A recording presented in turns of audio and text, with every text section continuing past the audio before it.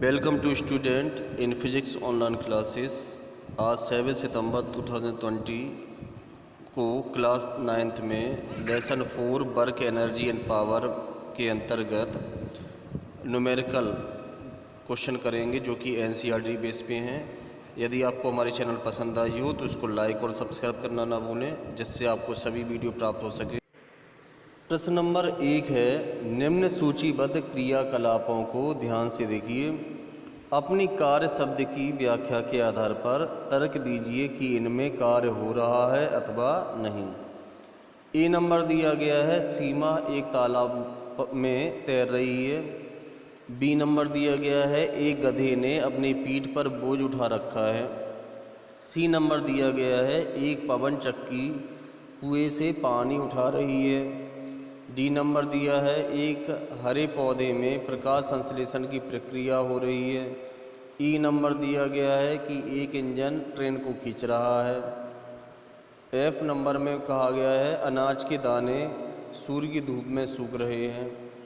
और जी नंबर में कहा गया है, एक पाल नाव पवन ऊर्जा के कारण गतिशील है।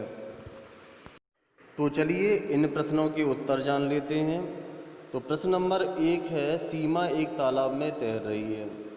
तो हाँ, तैरने में वह कार्य कर रही है क्योंकि वह अपने बल का प्रयोग पानी को विस्थापित करने में कर रही है, अतः यह एक कार्य होगा।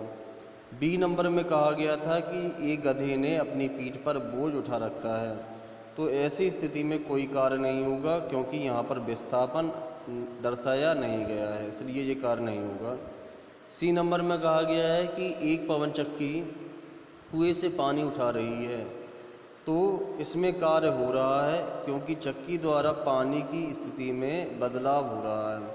पानी पहले कुएं में था, अब वो उठाकर ऊपर लेके आ रहा है, इसलिए यहाँ पर कार्य होगा। डी नंबर में लिखा है, एक हरे पौधे में प्रकाश संश्लेषण की प्रक्रिया हो रही है। तो इसमें कोई कार्य नहीं होगा क्योंकि ना तो कहीं कोई बल प्रयोग किया जा रहा है और ना ही बल के द्वारा कहीं विस्थापन दिखाया गया है। ई नंबर है, एक इंजन ट्रेन को खींच रहा है। इसका उत्तर होगा, यहाँ पे कार्य हो रहा है क्योंकि इंजन द्वारा ट्रेन की स्थिति में बदलाव हो रहा है, यानी कि विस्थापन दर्शाया गया है, इसलिए ये कार्य होगा। एफ नंबर में दिया गया है कि अनाज के दाने सूर्य की धूप में सूख रहे हैं। तो इसमें कोई भी कार्य नहीं होगा क्योंकि सूर्य की धूप में सूख रहे हैं, कहीं कोई विस्थापन नहीं दर्शाया गया है और ना ही कोई बल लग रहा है, इस वजह से यहाँ पर भी कार्य शून्य होगा। जी नंबर दिया गया है, एक पाल नाव पवन ऊर्जा के कारण गतिशील है। तो यहाँ पर कार्य हो रहा है क्योंकि बल लगने से ही नाव गतिशील हो रही है। चलिए अब क्वेश्चन नंबर 2 की तरफ चलते हैं। प्रश्न नंबर 2 है, एक पिंड को धरती से किसी कोण पर फेंका जाता है। यह एक वक्र पथ पर चलता है और वापस धरती पर आ गिरता है। पिंड के पथ के प्रारंभिक तथा अंतिम बिंदु एक ही क्षैतिज रेखा पर स्थित हैं। पिंड पर गुरुत्व द्वारा किया गया कार्य बताना है। हम लोग जानते हैं गुरुत्व बल द्वारा किया गया कार्य W बराबर होता है m × g × h, जहाँ पर h ऊंचाई का मान है, g गुरुत्वीय त्वरण है और m पिंड का द्रव्यमान है। चूँकि जो वस्तु का प्रारंभिक बिंदु और अंतिम बिंदु एक ही है, अतः इस के द्वारा ये दर्शाया गया है कि ऊंचाई का मान 0 है। तो हम W बराबर mgh में h के प्लेस पर 0 रख देंगे। तो W बराबर mg × 0, यानी कि ये इसका मान 0 हो जाएगा। अब चलते हैं प्रश्न नंबर 3 की तरफ। एक बैटरी बल्ब जलाती है, इस प्रक्रम में होने वाली ऊर्जा परिवर्तनों का वर्णन कीजिए। हम लोग जानते हैं कि बैटरी में विभिन्न रसायनों का प्रयोग किया जाता है और उसी के द्वारा हमें विद्युत ऊर्जा प्राप्त होती है। तो बैटरी में रासायनिक ऊर्जा होती है जो पहले ऊर्जा को विद्युत ऊर्जा में बदलती है और फिर उसी ऊर्जा को ऊष्मीय ऊर्जा में परिवर्तित कर देती है, जिससे बल्ब जलने लगता है। अब बढ़ते हैं प्रश्न नंबर 4 की तरफ।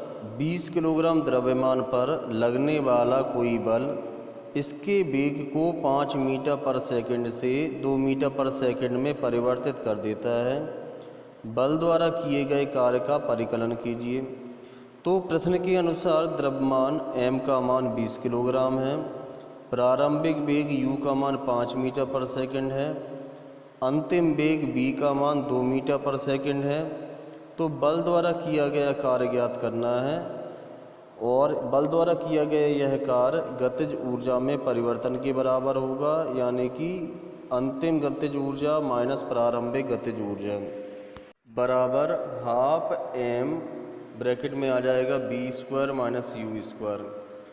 हम इस समीकरण में m b u के मान रखेंगे तो 1/2 गुणा 20 गुणा 2 का स्क्वायर माइनस 5 का स्क्वायर, सॉल्व करने पर माइनस 210 जूल आ जाएगा।